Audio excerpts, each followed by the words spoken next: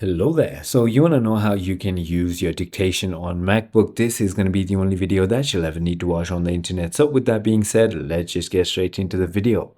So first things first, what you want to do is simply go up here and then click on this Apple icon and then simply click on system settings, and your system settings is going to launch.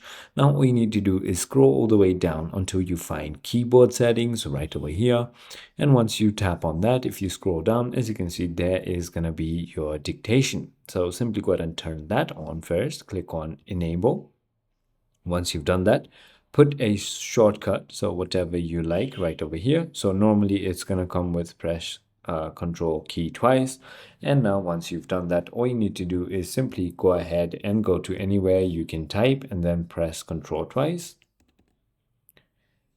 And now what that is going to do is it's going to simply go ahead and turn on your dictation. Now, as my microphone is being used on the recording, it is not going to show up, but that is exactly how it's going to work now. If you simply go ahead and press control twice, and then it's going to start typing there whatever you're saying. So that is about it. I hope this video was helpful to you. If it was, hit that like button, and I'll see you on the next one.